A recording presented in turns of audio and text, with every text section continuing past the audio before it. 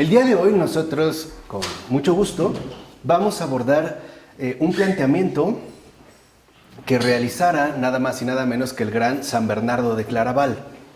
Nos vamos a centrar en San Bernardo de Claraval,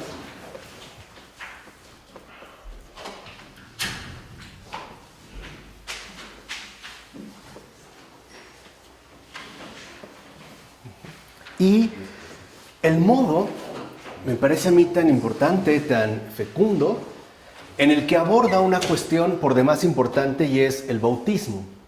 De hecho, aunque no es propiamente un tratado, sino ha quedado incluido dentro de sus cartas, la carta 77, el modo, insisto, en el que Bernardo aborda la cuestión del bautismo, creo que es muy luminosa y nos puede ayudar a despejar a lo mejor algunas inquietudes y algunos equívocos que hemos venido sosteniendo con respecto al bautismo. Y lo primero que valdría la pena cuestionar es lo siguiente. Sabemos ya que el bautismo es un sacramento, ¿no? Esto es como, bueno, ya una obviedad para cualquiera de nosotros.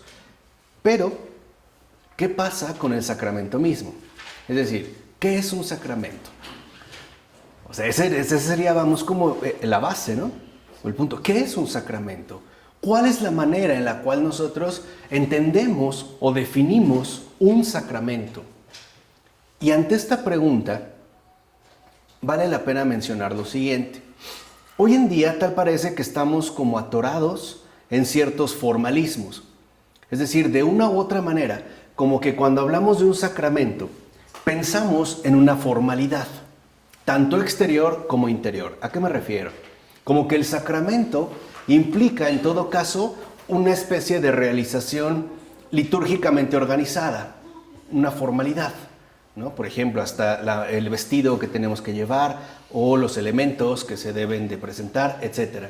Pero también es verdad que hemos como empobrecido el sacramento, puesto que lo limitamos también a una especie de formalidad interna. Es decir, pensamos que el sacramento se reduce a una simple definición, ¿no? Un conjunto de palabras más o menos articuladas que buscan transmitirnos algún tipo de significado. Pero lo más importante, y eso creo que es la primera gran enseñanza que podemos adquirir del gran San Bernardo, es que un sacramento, el que sea, es ante todo una inmensa fuente de consuelo. Y esa es la perspectiva que yo quiero, en efecto, que hoy podamos transmitir a partir de San Bernardo. O sea, hacer del sacramento algo realmente vivo y no una mera formalidad. A nivel teórico, por ejemplo, una definición doctrinalmente dada, que en realidad no sirve de mucho, y tampoco a una mera formalidad socialmente organizada, ¿no? Donde nosotros tratamos, pues, de cubrir las formas más o menos requeridas. No, que volvamos de nuevo a asimilar el sacramento, en este caso el bautismo y en general el que sea, como una fuente inmensa de consuelo. De hecho, hoy pareciera que si alguien piensa en sacramento, lo que menos se le ocurriría vincular a este es el consuelo, ¿no? O sea, lo veríamos pues como una formalidad. Bueno, en San Bernardo, el sacramento en general y en particular el bautismo es pues una inmensa fuente de consuelo.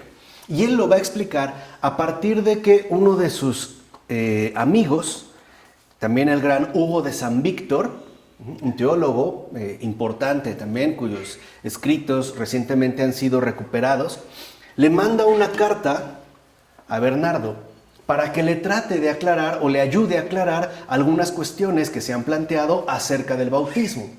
Y en particular, algunas observaciones o afirmaciones que ha hecho X persona. De hecho, no se menciona el nombre. Y ante este planteamiento que se hace del bautismo, o estas nuevas afirmaciones que hace otra persona y que han llegado a manos de Hugo de San Víctor intenta responder, ¿no? Pero siente que algo por ahí falta. Entonces recurre al maestro. Ya San Bernardo en estos momentos ya es reconocido por su sabiduría, por su luminosidad, pero sobre todo por la, digamos, como la precisión certera que tiene para aclarar los puntos a la luz de la verdad. Y lo que vamos nosotros ahorita a abordar es lo que San Bernardo le ofrece a Hugo de San Víctor a manera de una respuesta. Y nos iremos deteniendo en los puntos esenciales. De hecho, es la carta 77 dirigida a Hugo de San Víctor. ¿Qué es lo primero que sobresale? ¿Qué pasa con el bautismo? Esta persona, ¿no?, innombrada afirma básicamente que a partir de la cita que aparece en Juan capítulo 3 versículo 5, y es la siguiente: el que no nazca del agua y del Espíritu Santo no puede entrar en el reino de los cielos, uno debería de sacar ciertas afirmaciones contundentes, las cuales a muy grandes rasgos se resumirían en lo siguiente: el que no ha recibido el bautismo, ¿no?, digamos, de una forma visible, está condenado.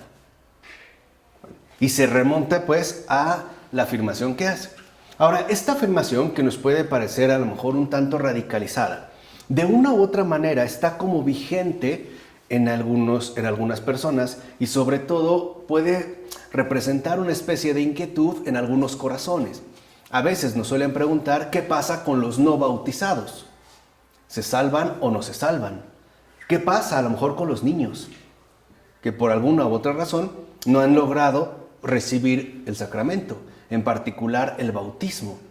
¿Qué pasa, en pocas palabras, con todos aquellos que no han recibido de un modo formal el bautismo? Esa es la gran inquietud de Hugo de San Víctor. Ha logrado responder con algunos argumentos, pero le hace falta una contundencia que Bernardo le va a proporcionar. Es decir, en primer lugar, el hecho de que el sacramento no se limita a la dimensión visible. Ese es el primer señalamiento de San Bernardo. Un sacramento, como es el caso del bautismo, no se limita a su mera realización visible. Por ejemplo, ya sabemos, ¿no?, la manera en la que este sacramento se administra. Ahora, insiste San Bernardo que debemos de entender como esta fuente consolatoria que en efecto el Señor ha instituido para nosotros a la manera de sacramentos.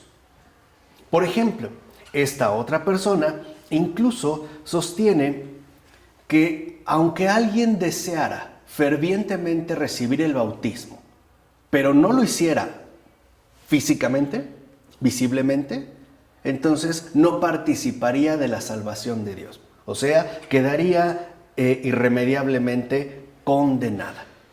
¿Quién dice esto? Esa es la persona que, digamos, no. Es la persona a la que le hizo estas afirmaciones a Hugo, pero no dicen el nombre.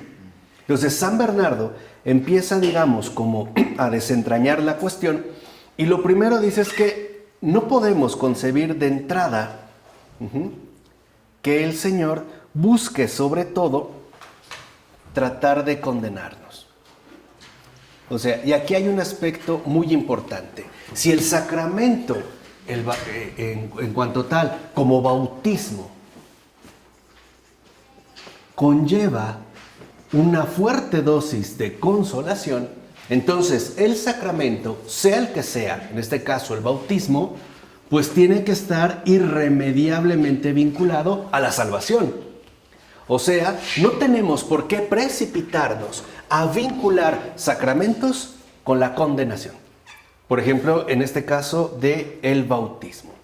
Incluso dice San Bernardo, esa palabra que dice el Salvador, la que mencionamos de Juan, no debemos olvidar que la dice en un contexto muy particular, de noche y al oído. Dice, la hace este comentario, lo sabemos, a Nicodemo, y lo hace de una manera cercana, podemos decir familiar. Nicodemo, que es un maestro, ¿no?, uno de los antiguos maestros de Israel, va a consultar a Jesús, por así decirlo, a escondidas. Y Jesús le responde esto que hemos mencionado. Ahora, dice San Bernardo, ¿por qué convertimos los sacramentos en elementos de disputa? Y peor aún, ¿por qué hacemos de los sacramentos fuente de condenación? Por ejemplo, los que lo han recibido de los que no han recibido. los que comulgan de los que no comulgan. Dice, ¿acaso el Salvador viene al mundo para llenarlo de condenados? Vean, o sea, de entrada ya San Bernardo, ¿no?, nos está como reorientando hacia la adecuada comprensión de un sacramento. Un sacramento es fuente de salvación y por tanto también fuente de consolación. Por eso el Papa Francisco, dentro de la más pura ortodoxia, ha insistido recientemente que los sacerdotes no son dueños de los sacramentos, son administradores. Y ellos no pueden tomar, digamos, ¿no?, un juicio estricto y severo con respecto al sacramento, porque es atentar contra su esencia, es decir, privar a la gente de consolación y por ende, ¿no?, de su vinculación con la salvación. Dice San Bernardo, es posible que un mensaje de salvación y un precepto destinado a dar vida no pueda devolver la vida, sino que se convierta en causa de muerte. Y esto para unas personas totalmente inocentes, porque quizá ignoran por completo la voluntad de su Señor. ¿Por qué va a condenar Dios a un pueblo que vive en la ignorancia? ¿A quién se le puede ocurrir esto? Y dice, no es propio del autor de la vida utilizar desde el principio de su ministerio la muerte, que de hecho él viene a suprimir. Entonces, nada de utilizar los sacramentos para realizar juicios que tengan que ver con la condenación. Eso es en primer lugar. El sacramento es, dijimos, una inmensa fuente de consolación. Dice, ¿y acaso el Señor va a juzgar al mundo que hasta ese momento desconoce el decreto celestial? Dice Bernardo, no es absurdo. No es irrisorio suponer que el Salvador comienza a actuar de esta manera tan pésima. Y ahí nos da otra clave. Más bien, tal tipo de suposición, es decir, que el sacramento es lo que logra establecer una diferencia tajante entre salvación y condenación, dice San Bernardo, no es obra de Cristo, sino del anticristo. Cuidado. No dejemos que el demonio utilice de lo que nos ha sido dado por Dios para llevar a cabo disputas, controversias, divisiones y conflictos. Nada de eso. No perdamos de vista entonces que el sacramento, en principio, es algo siempre consolatorio. Dice incluso San Bernardo, ¿cuántos no mueren en todo el mundo sin bautizarse? E incluso totalmente ignorantes de lo que Jesús habló con Nicodemo en aquella noche. Entonces, ¿qué les va a ocurrir? Dice San Bernardo, todavía no hay una ley y ahora resulta que nosotros sostenemos que ya hay transgresores. ¿Se entiende? O sea, no podemos nosotros precipitarnos a establecer una distinción tajante si no hemos entendido realmente en qué consisten estos dones que nos han sido otorgados por Dios. Y para ello, dice San Bernardo, no olvidemos lo que nos dijo el apóstol Pablo. ¿Cómo van a creer en Él, en Cristo, sin oír hablar de Él? ¿Y cómo van a oír sin uno que lo anuncie? ¿Y cómo lo van a anunciar sin ser enviados? Y dice San Bernardo, de manera muy concreta, mira, fíjate en la verdad concreta de este punto. El que es el Maestro único en el cielo y en la tierra, instruye y enseña a un Maestro de Israel. Y lo hace en una conversación personal y amistosa. ¿Acaso se le envió a proclamar el bautismo? No. ¿Y cómo entonces nosotros podemos a lo mejor realizar algo, llevar a cabo algo que en principio no se nos ha mandado? De hecho, como cristianos, ¿a qué hemos sido enviados? A dar un mensaje. ¿Y este mensaje cómo se llama? Salvación. A nosotros no se nos ha enviado.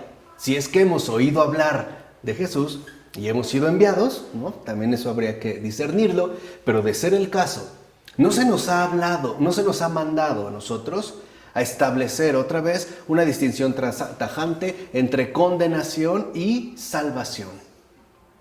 La palabra que debemos transmitir es salvación. Y no podemos, dice San Bernardo, pedir que se cumpla lo que de entrada no se ha dado a conocer. Por eso, la mejor actitud que tenemos con respecto a los sacramentos es la de recibirlos, no discutirlos. Porque un sacramento no es fuente de discusión. Dijimos, es fuente de consolación. Son un don de la fe, dice San Bernardo, no algo connatural.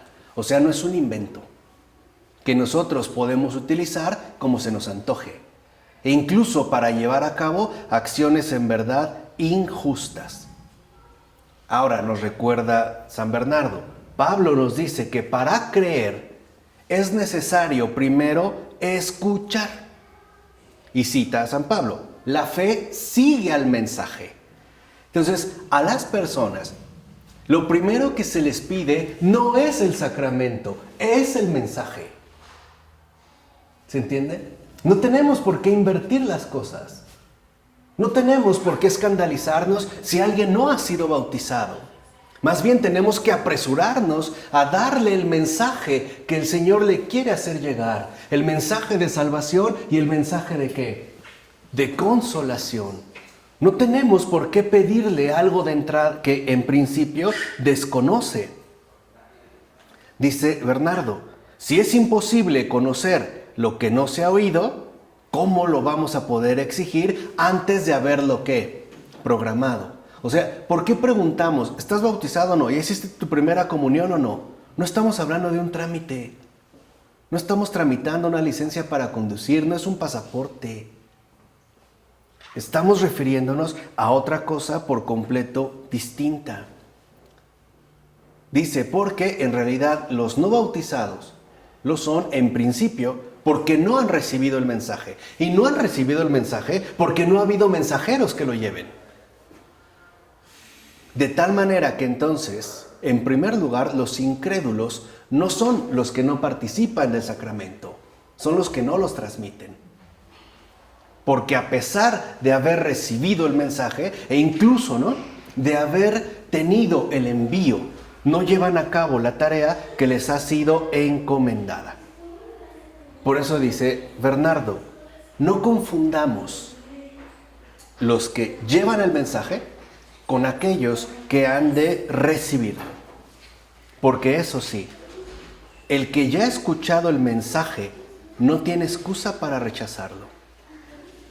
Y fíjense aquí, si se supone que nosotros no solo hemos escuchado el mensaje, sino que lo hemos recibido, por ejemplo el bautismo, ¿acaso lo hemos guardado como una especie de propiedad privada? Una especie de libro viejo, arrinconado allá, ¿no?, al fondo de un librero, igualmente viejo, que no se nos ocurre ni siquiera hojearlo de vez en cuando. ¿Para qué lo recibimos? ¿Para beneficio propio? ¿O para beneficio de muchos? Recibir un sacramento es, por tanto, ser enviado. ¿Se entiende? Para eso se nos dio, para llevarlo a los demás. Por eso el propio Jesús nos dijo, nadie puede dar ¿qué? Lo que no tiene, pero el que lo tiene, ese sí lo puede ¿qué? Dar. Por eso, si tú eres bautizado, estás llamado a llevar ese mensaje. Y ya dijimos claramente, en términos de salvación y ¿qué? Y consolación. ¿Se entiende? De tal manera que entonces, siguiendo esta línea, dice, es cierto, ignoramos muchas cosas. Y muchas cosas que deberíamos saber. Y la causa es triple. O por descuido en conocer, o sea, porque no nos importa, porque pensamos que se trató de una formalidad, o por desidia en aprender, o bien por la vergüenza que nos da el tener que preguntar. Entonces, si lo ven, el hecho de que no transmitamos el mensaje que ya hemos recibido tiene tres causas: desidia, descuido y vergüenza. O porque, como dice San Bernardo, hemos sido descuidados en conocer, no hemos tenido realmente una aplicación, hemos sido desidiosos en aprender, escucho pero no me aplico, o simple y sencillamente porque me da vergüenza preguntar. O sea, quiero pasar por un sabelotodo, ¿no? Como si lo tuviera todo absolutamente claro. Dice, para el que ha recibido el sacramento, la ignorancia no tiene excusa. Para el que no lo ha recibido, sí, pero para el que ya lo recibió, no. Ahí la ignorancia no tiene excusa. Dice, y si el hombre es incapaz de adivinar el pensamiento de otro hombre hasta que éste no se lo comunique, ¿cómo va a poder penetrar en el pensamiento de Dios si él mismo no se lo revela? Y nos recuerda algo San Bernardo. Escucha lo que dice el Señor. Si yo no hubiera venido y les hubiera hablado, no tendrían culpa. Ahora, en otro lugar añade, quien os escucha a vosotros, me escucha a mí. Quien os rechaza a vosotros, me rechaza a mí. Es decir, el juicio que haga sobre los obedientes o rebeldes no dependerá únicamente de lo que yo haya dicho, sino de lo que vosotros predicáis. Aquí queda algo claro. Las palabras de Cristo no están desvinculadas de nuestra propia predicación, porque por eso han sido confiadas a otros. Por eso, si lo ven, lo que nosotros llamamos la sucesión apostólica no es más que la continuación de las palabras, los dichos, las obras, el testimonio de Jesús. De tal manera que entonces en la obra de salvación estamos implicados. Y precisamente por tratarse de algo tan grande, no tenemos excusa con respecto a nuestra respectiva ignorancia, o a nuestra desidia, o a nuestra pereza. Ahí ya no hay excusa. Y además dice Bernardo, quizá, por ejemplo, alguno a los que no han oído esa predicación no se les juzgará por haberla despreciado, porque ni siquiera la conocen. Pero alguien dirá que entonces sí serán condenados por el pecado original, el cual únicamente se perdona por medio del bautismo. Dice Bernardo, yo respondo que ya desde muy antiguo han existido otros remedios contra este pecado de origen, además del bautismo. Dice, ¿o no es cierto que a Abraham y a su descendencia les concedió el sacramento de la circuncisión? Y en el resto del mundo también han habido otros muchos hombres que ante Dios son complacientes, o sea, con aquellos con los que Él se ha complacido. Si, por ejemplo, algunos adultos se purificaban por la fe y los sacrificios, y los niños les bastaba la fe de sus padres. Esto se sustituyó una vez que en efecto ya quedó, clara la promulgación del bautismo.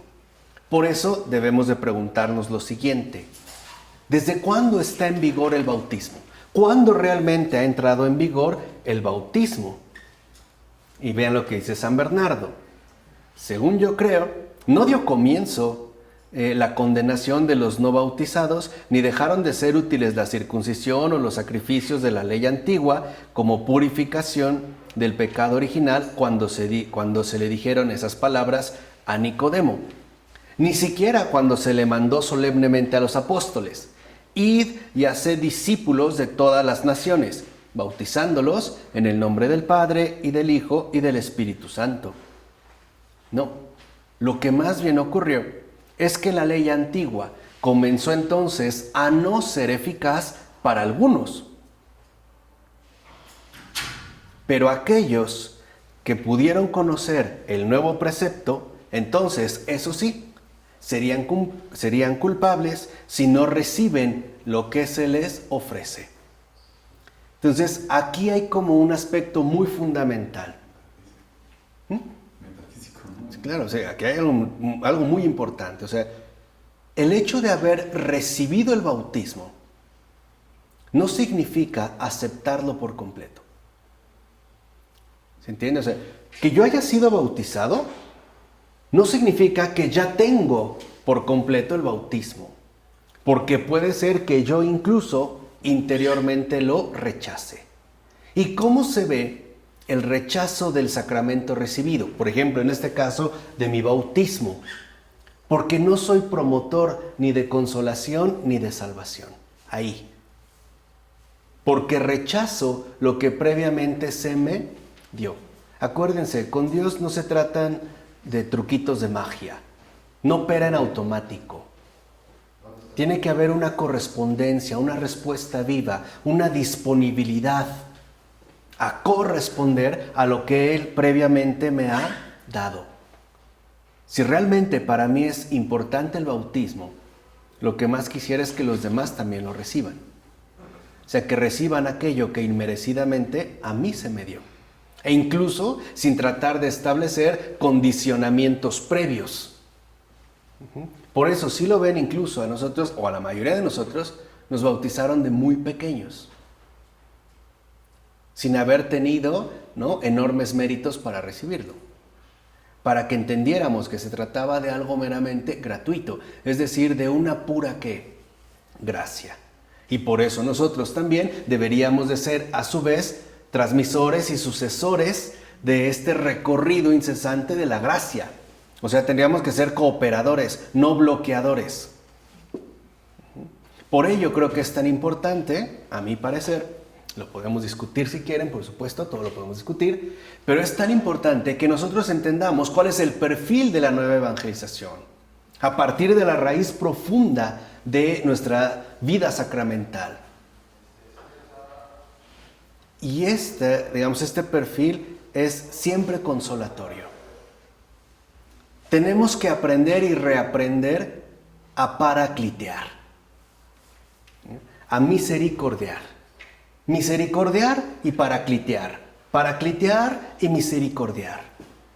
Si nosotros nos metemos de lleno en esa ruta de salvación, entonces estaremos plenamente en comunión con Cristo. Y sí podremos decir que tenemos una vida sacramental, que la hemos querido asumir hasta el fondo. De tal forma, entonces, dice, en cambio, los adultos que se niegan a recibir el bautismo después de haber sido predicado, añaden un pecado, por ejemplo, de soberbia a la culpa original, común a todos. Y si mueren en ese estado, entonces tendrán un doble motivo de condenación. Y nos dice San Bernardo, otra vez con la condenación. ¿Por qué nos vemos como insistentes con respecto a la condenación? Dice, a ver, y dice esa otra persona, pero si antes de morir se arrepienten y piden el bautismo, pero no pueden recibirlo porque ya es demasiado tarde y les llega la muerte, en ese caso, si tienen fe auténtica, una gran esperanza y una caridad verdadera, dice San Bernardo, yo sí confío plenamente en Dios. Y aunque les haya faltado el bautismo de agua, esas personas se salvan. Fíjense, ¿por qué dice Bernardo? Por el convencimiento que tengo de que la fe no es una vana ilusión, de que la esperanza no defrauda y de que la caridad nunca falla. Pero ojo, se trata de que esa persona no desprecia el bautismo, sino de que le fue imposible recibirlo. Es decir, aquí ya San Bernardo nos recuerda que nosotros debemos siempre movernos de un modo simbólico. Es decir, en la reunión adecuada entre lo visible y lo invisible. Puede ser que alguien no recibió visiblemente el bautismo, pero a lo mejor invisiblemente sí tuvo este deseo, digamos, fundamental de recibirlo. De tal manera que, aunque no lo haya recibido con agua, sí lo pudo haber recibido por gracia. ¿En dónde? Pues en el corazón, ¿no? ¿Cómo la Eucaristía? Claro. Hay personas que a lo mejor, a ver, Hay personas que entran como en una crisis inmensa si de repente están muy enfermos y piden el sacramento, ¿no? De la Eucaristía y no se los pueden llevar. Y entran en una angustia inmensa, ¿no? O sea, como si todo se remitiera exactamente a lo visible. No, también, ¿qué hay en lo visible? O sea, realmente, ¿qué es lo que está ocurriendo en el corazón de cada uno? Y nos dice San Bernardo, recordemos a Agustín que dijo lo siguiente: el martirio, dice San Agustín, suple a veces el bautismo, como lo afirma San Cipriano, hablando de aquel ladrón que no estaba bautizado y se le dijo: hoy estarás conmigo en el paraíso.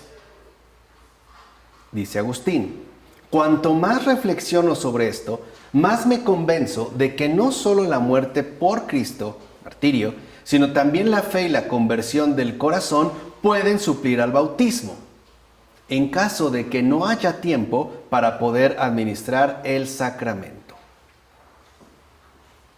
Y aquí también el gran San Agustín nos da una clave fundamental. Dice, pero esto solo se realiza invisiblemente cuando el motivo de no recibir el misterio del bautismo no es el desprecio de la religión, sino la imposibilidad. Entonces, aquí hay dos situaciones distintas. Una cosa es rechazar el sacramento porque rechazo la religión, es decir, rechazo el mensaje. Y otra cosa es la aceptación del sacramento, pero que no pude recibir. Porque luego también he conocido algunas madres muy angustiadas porque a lo mejor sus hijos recién nacidos no fueron bautizados. Ahorita hablaremos de los niños. Pero lo que quiero aquí es que entiendan bien cuál sería como un planteamiento adecuado. Dice Bernardo, es evidente que para él todo hombre que cree y se convierte al Señor no se ve privado del futuro bautismo cuando no puede recibirlo, sino más bien cuando no quiere bautizarse. O sea, una cosa es no poder recibir el sacramento y otra cosa es, en este caso, no querer aceptarlo. ¿Se entiende? Son como dos vías distintas. A lo mejor yo no he sido bautizado y estoy a lo mejor mediante un accidente en peligro grave y deseo el bautismo, pero no lo puedo recibir porque morí. Pero otra cosa es rechazarlo de manera ya abierta. Dice, por ello hay que entender dos cosas. También el sacramento no basta por sí solo, si es que no va acompañado del deseo del sacramento. O sea, el deseo verdaderamente de asimilar aquello que se me ofrece. Dice, de tal manera que en este caso la fe va de la mano de un deseo sincero de recibirlo, aunque a lo mejor me fue imposible hacerlo. ¿Entiende? Esto también tiene que ver mucho con las posturas que nosotros asumimos en nuestra respectiva vida sacramental. Y añade Bernardo, tal vez por esto el Salvador, al decir, el que crea y se bautice se salvará, escoge, como siempre, cuidadosamente sus palabras. No repite, el que no se bautice, sino que se limita a decir, el que se niegue a creer se condenará. O sea, de tal manera que nosotros nos demos cuenta que de este modo se quiere indicar que a veces basta la fe para salvarse y sin ella todo lo demás será insuficiente. De tal manera que hay un principio de fondo que está vinculado con la realidad sacramental. Dice, por ello, por ejemplo, el martirio no es tormento. Será tormento si no se posee la fe. Sin fe, el martirio es un puro tormento. Porque derramar la sangre por Cristo sí es prueba de una fe muy grande, pero no para Dios, para los hombres. O sea, Dios no necesita exhibiciones sorprendentes para poder constatar nuestra verdadera ¿qué? Fe, sino que Él sí logra, ¿no?, sondear el fondo de los corazones, lo que realmente, pues, ¿no?, está ocurriendo, por mucho que para nosotros nos resulte inalcanzable. Dice, supongamos ahora que Dios, que no necesita pruebas, encuentra una fe muy firme en una persona que muere tranquilamente. No se le ha presentado la ocasión del martirio, pero estaría dispuesta a sufrirlo. Entonces, porque no ha tenido la ocasión, ¿lo va Dios a condenar porque no ha recibido entonces el sacramento? A pesar de que lo pide con toda su alma, pero no lo puede recibir porque le ha llegado la muerte. O sea, ¿va a condenar a Dios fácilmente a un hombre por el incumplimiento de algunas formalidades? O sea, aquí San Bernardo, pues, nos muestra cómo en la conciencia cristiana tiene que quedar muy claro hacia dónde se inclina el sacramento. El sacramento es para salvación, no para condenación. Es para salvación. Y ya dijimos, ¿no? Como lo mostró San Bernardo. Cuando nosotros inclinamos el sacramento hacia la condenación, no estamos obrando con Cristo. Estamos colaborando con el anticristo, que está desfigurando la realidad fundamental que el Señor nos ha, en este caso, ofrecido. Recuerda San Bernardo. Pablo dice que nadie puede decir Jesús es Señor si no es impulsado por el Espíritu Santo. Y a lo mejor este hombre, en el último instante de su vida, invoca a Jesús como Señor. E incluso pide fervientemente su sacramento. Yo leí un caso muy particular que le ocurrió a San José Moscati. Es otro gran santo del siglo XX, un médico. Él estaba de repente dando una conferencia en un auditorio bastante concurrido en los ámbitos, digamos, médicos. Y él sabía que la mayoría de la audiencia que lo estaba escuchando era masónica. O sea, la mayoría eran masones. Y ya sabemos la oposición radical que tiene, ¿no?, contra la Iglesia Católica. Dice, pero de repente el que era el jefe de todos ellos se puso muy grave, muy, muy grave. Y empezaron a solicitar que alguien lo interviniera como un doctor. Y sí, sabían que yo era el doctor. Además, él sabía que yo era católico. Y en ese momento, dice San José Moscati, lo que me pidió es, no quería un doctor, quería un sacerdote. Porque quería confesarse.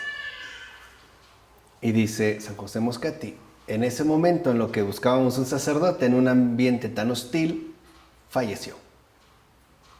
Pero dice José Moscati, pero estoy convencido de que se salvó. ¿Por qué? Quería, aunque ya no lo pudo recibir. La voluntad. Exacto.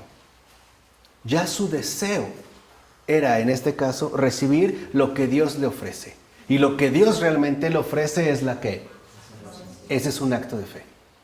Esa es ya la entrega definitiva en el amor. Se coló, si quieren, en el último momento.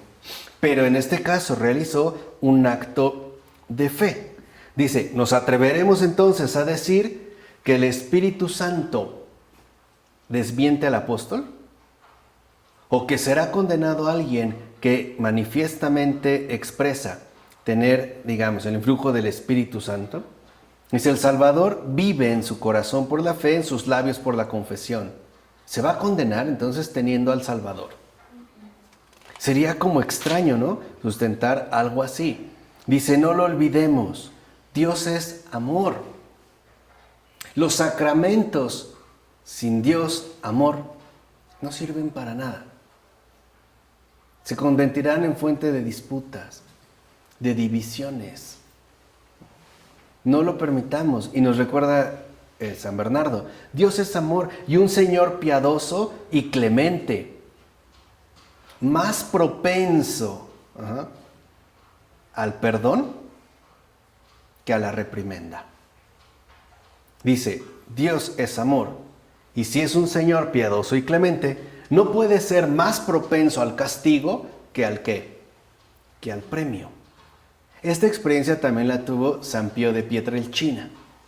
En una ocasión era fuertemente atacado por tribulaciones del demonio, ¿no? Sabemos que él fue como muy atacado por el demonio, incluso físicamente.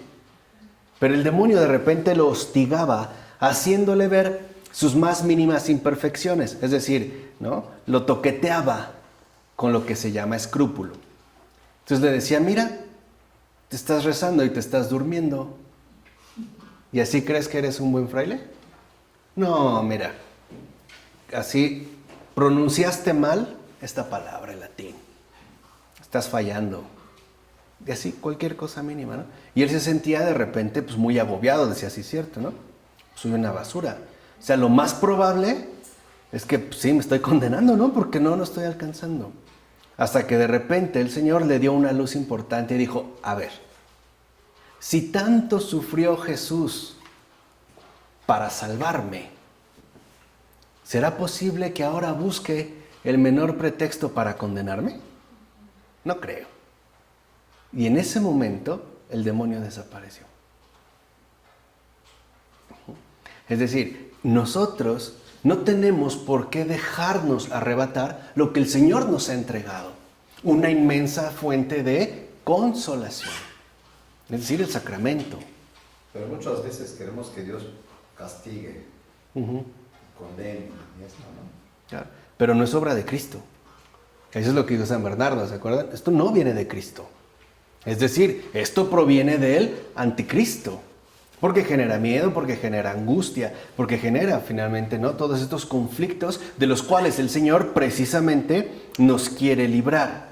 Dice San Bernardo, un hombre que está en agonía y tiene deudas, si no tiene con qué pagarlas, puede alcanzar el perdón y evitar la condena arrepintiéndose sinceramente de ello.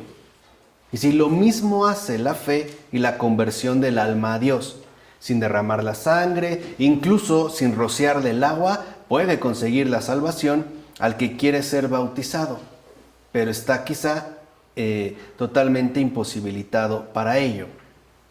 Y así como al primero le resulta inútil cualquier tipo de arrepentimiento, si puede devolver lo que debe, pero no lo hace, tampoco a ese otro, en el campo de la fe, le servirá de algo si puede recibir el sacramento, pero lo omite.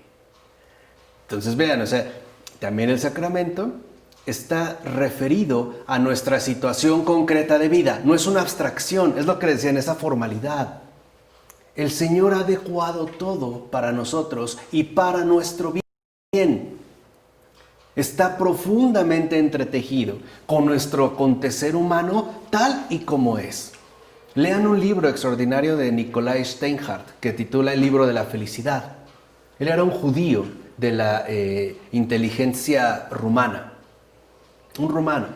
Aparte, como buen judío y como buen judío intelectual, pues buen ateo. Digamos, no apegado a las posturas ortodoxas, al menos del judaísmo.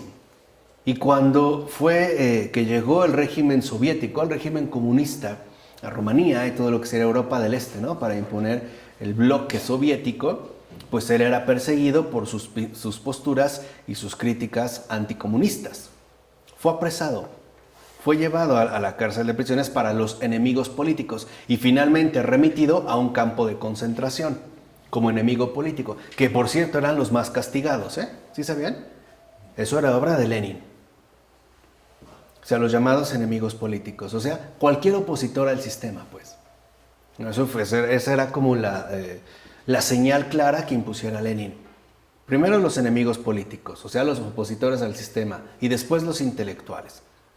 De hecho, Lenin, en cuanto ya logró el triunfo bolchevique, que por cierto ahí hay un engaño, porque en ruso, bolchevique significa mayoría, y menchevique significa minoría. Bueno, se llamaban bolcheviques, la mayoría, para hacer creer que eran muchos, pero en realidad no, eran muy poquitos. Pero esa era una falsa impresión, pero bueno.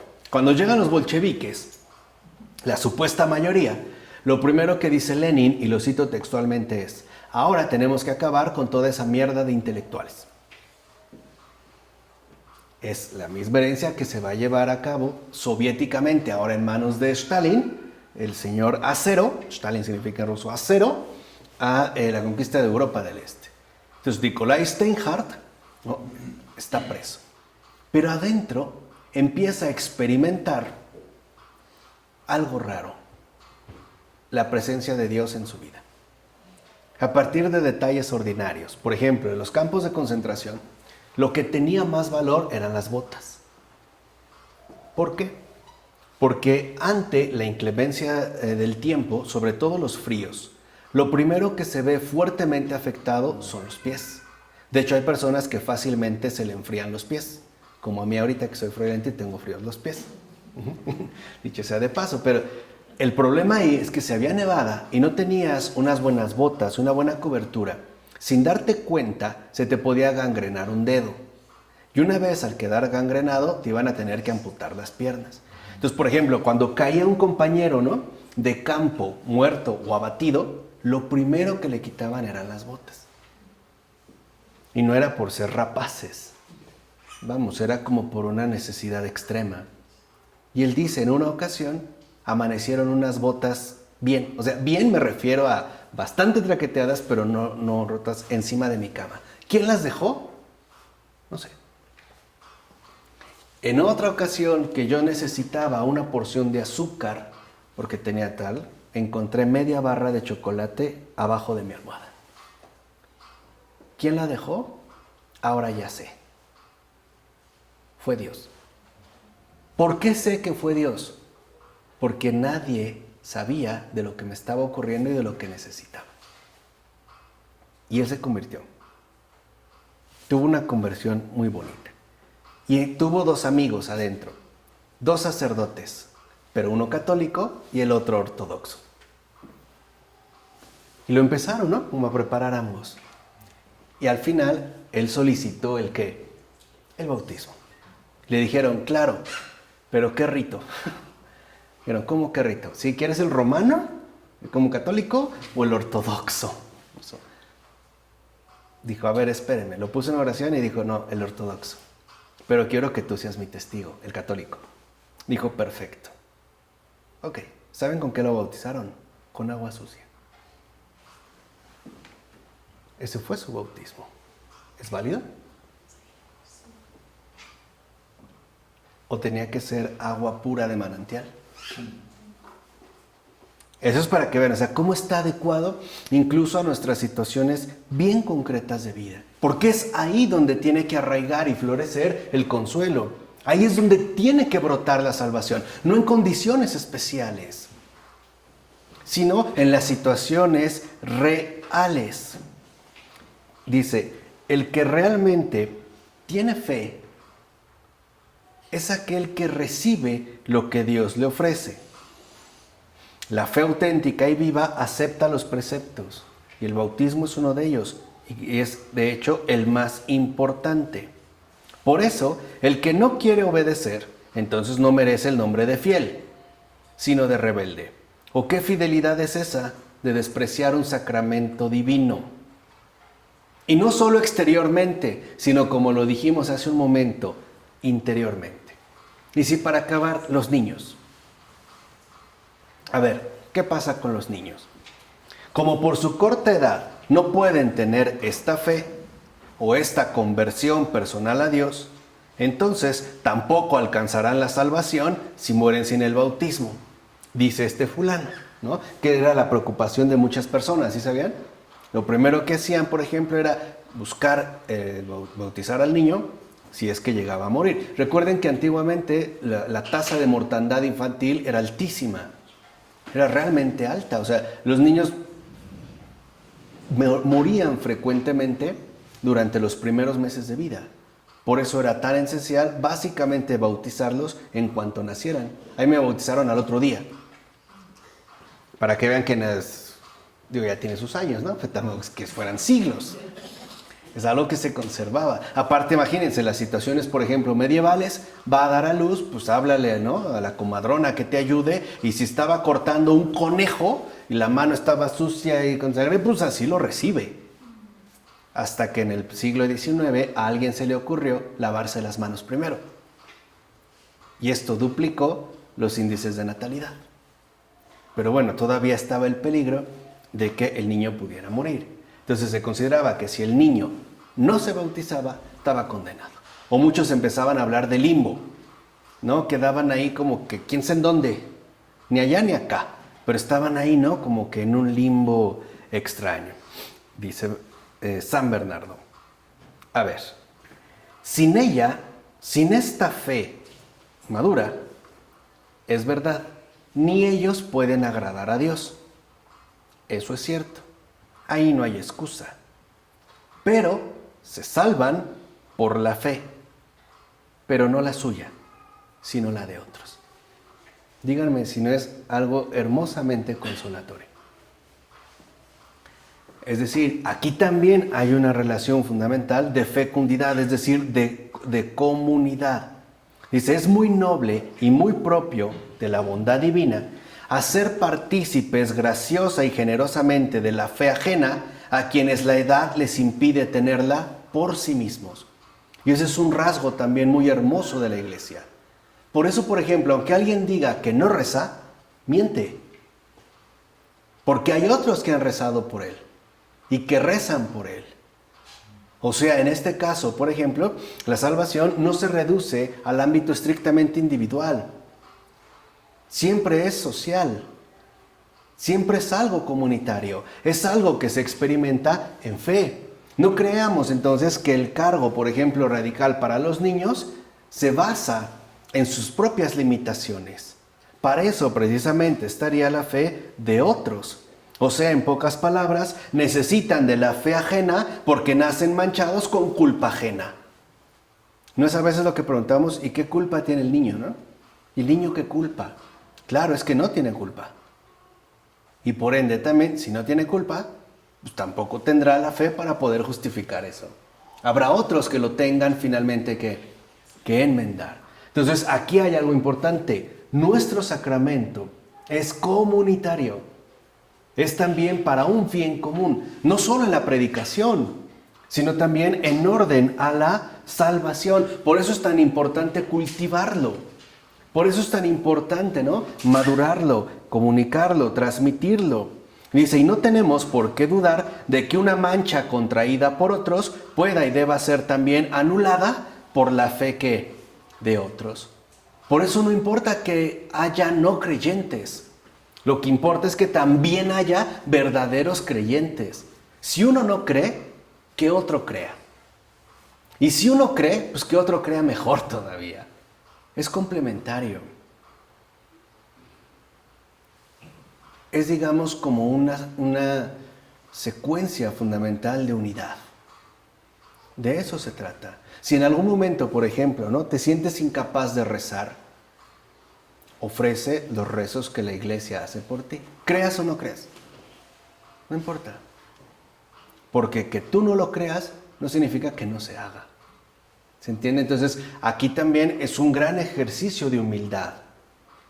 Lo que se nos ha dado es tan grande que debemos cultivarlo, porque esto a final de cuentas se va a desbordar. Es cuando habla el Señor de la semilla de mostaza, ¿no? Puede parecer algo muy pequeño. Dice, pero cuando crece, se convierte prácticamente en un árbol, ¿no? Es un arbusto enorme, en el cual también llegan los ¿qué? Los pájaros y hacen su nido. Fíjate, un sacramento tiene que ser un árbol frondoso, capaz de dar consuelo,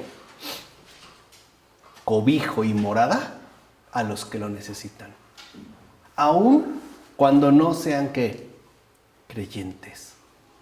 El bautismo es una fuente inagotable de consuelo para todos, sin excepción alguna. No es un club privado. No es una especie de credencial de élite para algunos VIP. No, aquí eso no existe. Aquí no hay criterios torcidos. Y dice San Bernardo, así son los designios de la justicia divina, ante los cuales, con toda razón, cantaba entusiasmado el santo David lo siguiente: recordando tus antiguos mandamientos, Señor, quedé consolado. Eso es un sacramento. Ese es el bautismo. Es esa convicción fundamental de que no solo quedé consolado, quedamos todos muy consolados, porque es esa gota caída en medio de un corazón que se disipará alrededor de todo el mundo, llevando olas inmensas, y ojalá no sean olas, sino tsunamis de consolación para el mundo entero. Por eso, ahí donde haya un bautizado, ahí habrá un consuelo inagotable para muchas y para muchos. ¿De acuerdo? En nombre del Padre, del Hijo y del Espíritu Santo. Amén.